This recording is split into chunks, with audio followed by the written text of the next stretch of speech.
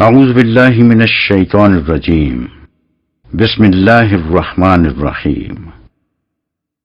قرآنی قوانین، تحریر و تفکر غلام احمد پرویز، شائع کردہ Tolu Islam trust, registered 25B Gulberg 2 Lahore.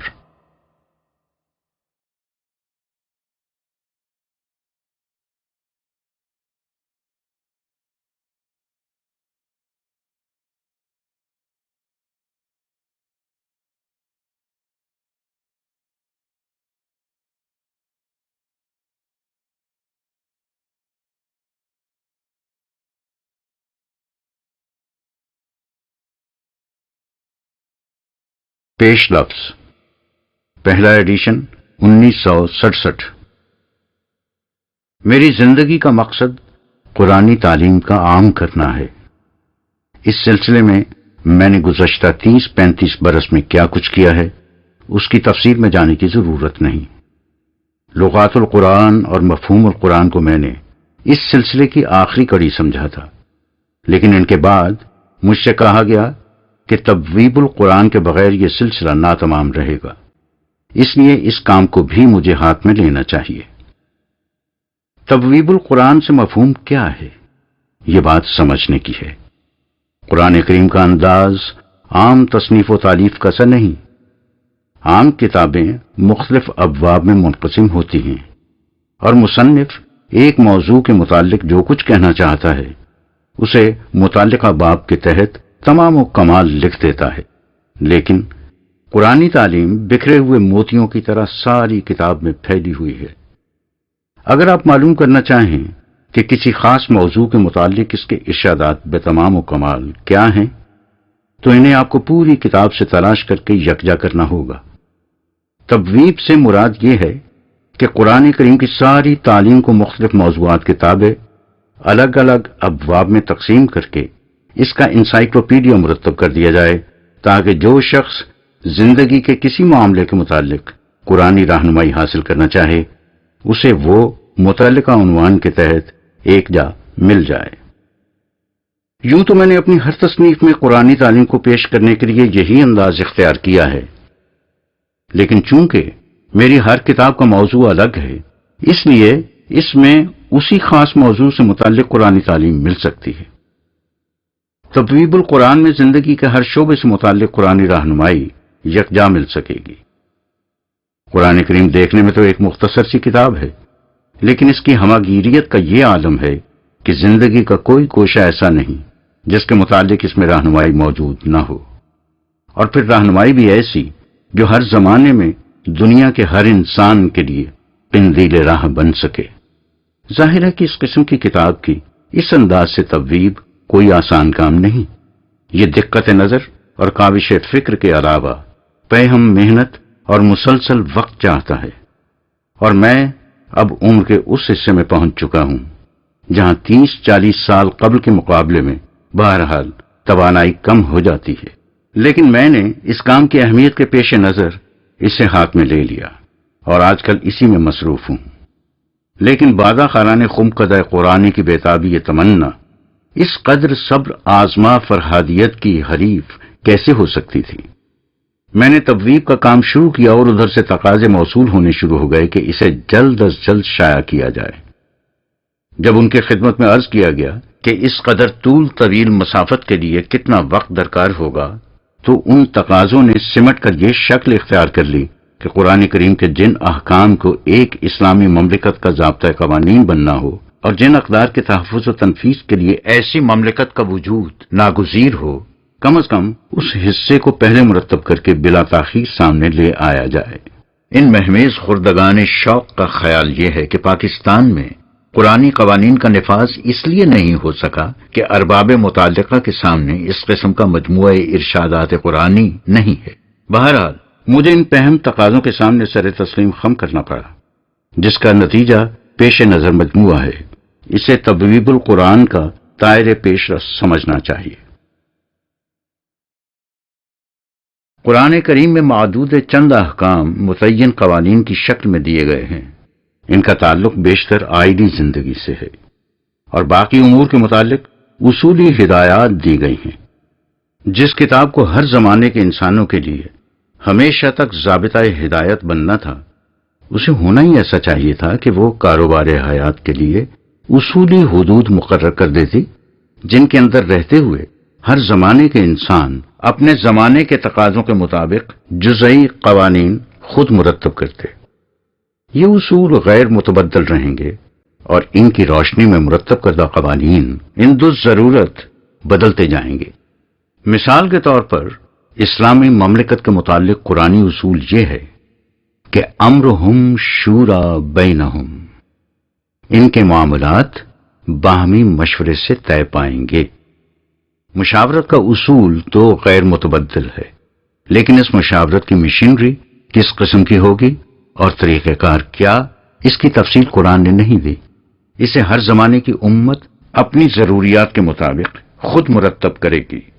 جہاں تک قرآن کریم میں متعین کردہ قوانین کا تعلق ہے، ان کی صورت یہ ہے کہ چند ایک احکام ایسے ہیں جو جرائم کی شک میں آتے ہیں اور ان کی سزا بھی متعین کر دی گئی ہے۔ مثلا جرم زنا،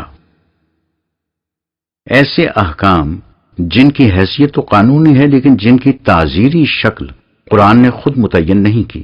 مثلا خمر، شراب، کہ اسے ممنوع تو قرار دیا گیا ہے لیکن اس کی تعزیری تفصیل خود نہیں دی، اسے اسلامی مملکت کے فیصلے پر چھوڑ دیا گیا ہے۔ ایسے معاشرتی یا اخلاقی احکام جن کی حیثیت انفرادی ہے، مثلا یہ حکم کہ غیبت نہ کرو،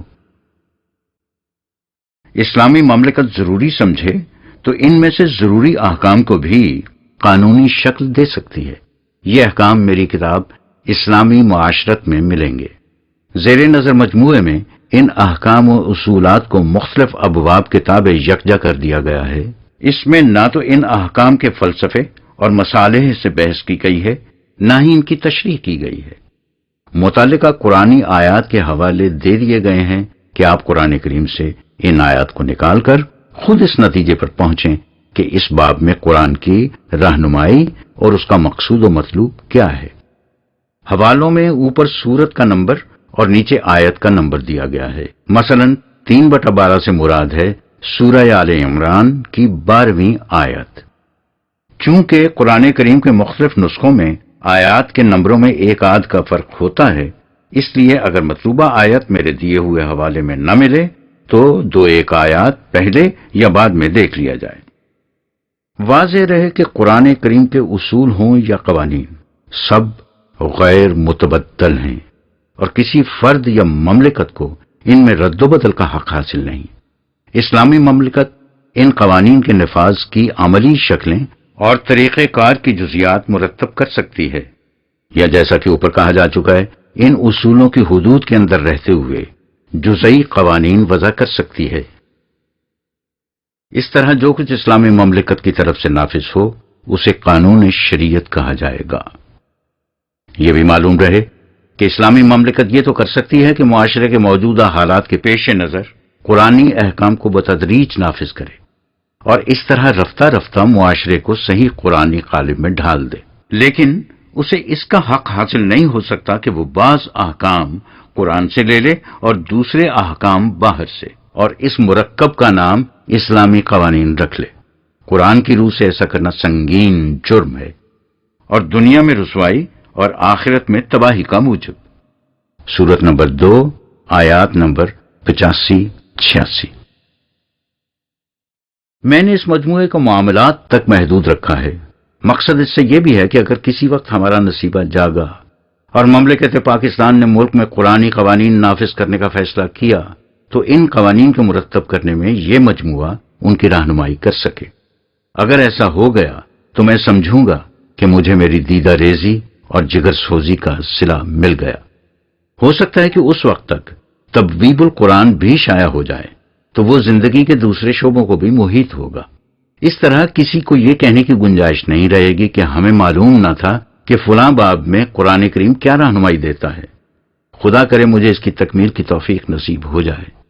لیکن اس وقت بھی آئین پاکستان میں یہ شک موجود ہے کہ مملکت کا کوئی قانون کتاب و سنت کے خلاف نہیں ہوگا، یعنی مملکت کے قوانین کے اسلامی ہونے کی پہلی شرط یہ ہے کہ وہ کتاب اللہ یعنی قرآن کے خلاف نہ ہوں۔ اس لیے میری یہ کوشش اس وقت بھی یہ معلوم کرنے کے لیے مفید و معاون ہوگی کہ فلاں قانون قرآن کے مطابق ہے یا نہیں۔ لیکن کوئی مملکت محض اسلامی قوانین نافذ کر دینے یا شرعی سزائیں دے دینے سے اسلامی نہیں بن جاتی۔ اسلامی مملکت کا بنیادی فریضہ یہ ہے کہ وہ ان مستقل اقدار کے مطابق افراد معاشرہ کی نشو و نما کرے جو قرآن میں بنیادی طور پر دی گئی ہیں، اور انہی کی روح کو اپنے نظام میں جاری و ساری کرے۔ اس اعتبار سے ایک اسلامی مملکت میں ان اقدار کی اہمیت قوانین سے کم نہیں، بلکہ میرے نزدیک کچھ زیادہ ہی ہے۔ ان کی اہمیت کے پیش نظر میں نے آخر میں ایک باب میں ان مستقل اقدار کو بھی یکجا کر دیا ہے۔ انہیں اسلامی نظام یا مسلم معاشرے کا عروۃ الوثقی سمجھیے۔ شروع میں خود اسلامی مملکت کے خد و خال کو بھی قرآنی روشنی میں مرتب کر دیا گیا ہے۔ آخر میں اس حقیقت کا دہرا دینا ضروری ہے کہ میں قرآن کریم کے متعلق جو کچھ پیش کرتا ہوں وہ بہرحال ایک انسانی کوشش ہوتی ہے جو نہ سہو و خطا سے منزہ ہو سکتی ہے اور نہ ہی اسے حرف آخر قرار دیا جا سکتا ہے۔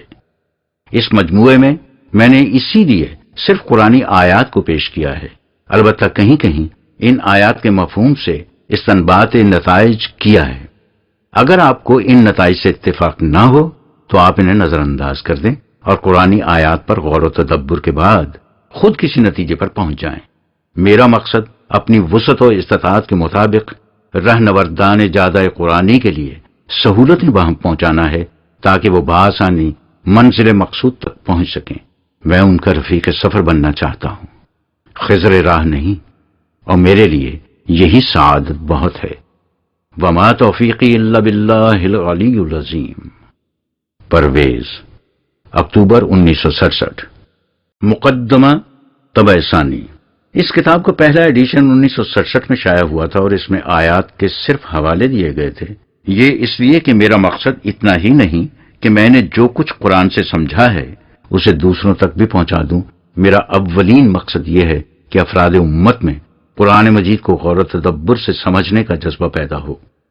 آیات کے حوالوں تک محدود رہنے کا مطلب یہ تھا کہ ارباب شوق ان حوالوں کی مدد سے قرآن کریم سے متعلقہ آیات نکالیں، ان کے مفہوم پر غور کریں اور اس طرح قرآنی ارشادات تک براہ راست پہنچیں۔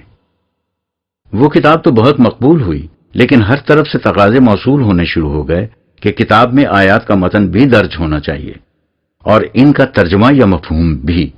میرے عمر بھر کے تجربے نے بتایا ہے کہ صدیوں کے ذہنی جمود کا نتیجہ یہ ہے کہ قوم بالعموم فکری محنت و کاوش سے جی چرانے کی عادی ہو گئی ہے اور پکی پکائی چاہتی ہے۔ بنابراین میں ارباب ملت کی طرف سے اس قسم کے تقاضوں یا مطالبوں کو بیک شکن جبیں مسترد نہیں کر دیا کرتا۔ یہ کہہ کر سر تسلیم خم کر دیا کرتا ہوں کہ این ہم اندر عاشقی بالائے غم ہائے دگر۔ تبویب القرآن کا ذکر طب اول کے پیش لفظ میں آپ کے سامنے آ چکا ہے۔ میں ان دنوں اس کی ترتیب و تدوین میں مصروف ہو گیا اور زیر نظر کتاب کی طبع ثانی کی طرف توجہ نہ دے سکا۔ للہ الحمد کہ تبویب القرآن شائع ہو گئی ہے۔ یہ 3 ضخیم جلدوں پر مشتمل تالیف جن کی مجموعی ضخامت قریب 1500 صفحات ہے، کم و بیش 2500 عنوانات کے تابع قرآنی ارشادات کو انسائکلوپیڈیا کی طرح پیش کرتی ہے۔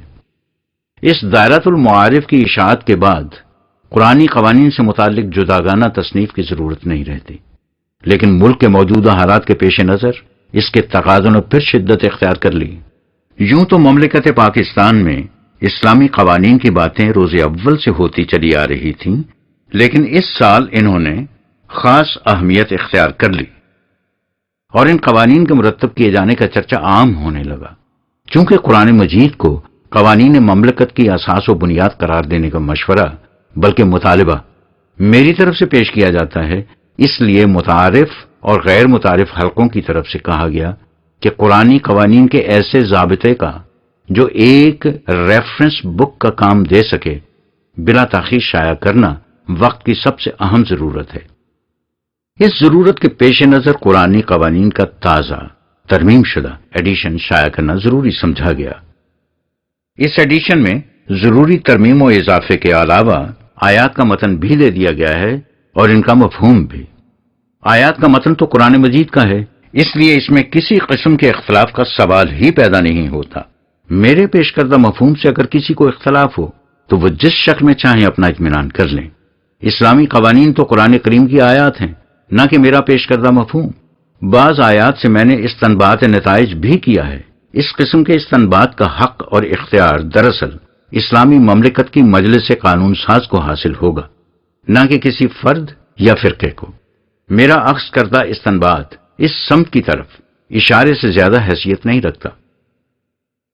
کتاب کے پہلے ایڈیشن میں قوانین کے علاوہ قرآنی اقدار بھی شامل تھیں، لیکن اب انہیں حذف کر دیا گیا ہے۔ ایک تو اس لیے کہ تبویب القرآن کی اشاعت کے بعد ان اقدار کی جداگانہ اشاعت کی ضرورت نہیں رہی، اور دوسرے اس لیے کہ میں اس کتاب کو مختصر سے مختصر رکھنا چاہتا ہوں، کیونکہ تجربے نے یہ بھی بتایا ہے کہ ریفرنس بک کو ہینڈی ہونا چاہیے تاکہ اس کی ضخامت طباعے میں کثر مندی نہ پیدا کر دے۔ جو حضرات تفصیل کی ضرورت سمجھیں وہ تبویب القرآن سے استفادہ کر سکتے ہیں۔ قرآنی قوانین کا یہ مجموعہ یوں تو تمام افراد ملت کے لیے مفید ہو سکتا ہے، لیکن وہ حضرات جو کسی نہ کسی نوعیت سے قانون کے ساتھ متعلق ہوں ان کے لیے بالخصوص رہنمائی کا موجب ہوگا۔ مثلا جج صاحبان، وکلاء حضرات، حکومت کے شعبہ قانون سے متعلقین، مجالس آئین و قوانین ساز کے ارکان، ارباب صحافت وغیرہ۔ اگر ان میں سے کسی کے لیے بھی یہ موجب استفادہ ہو گیا تو وہ میری محنت اور کاوش کا کافی صلہ ہوگا کہ میرا مقصد زندگی خدا کی کتاب عظیم کو ارباب علم و بصیرت کی توجہات کا مرکز بنانا ہے۔ نغمہ کجا و من کجا، ساز سخن بہانئیست، سوئے قطار می کشم، ناقہ بے زمام راہ۔ پرویز، اپریل 1978۔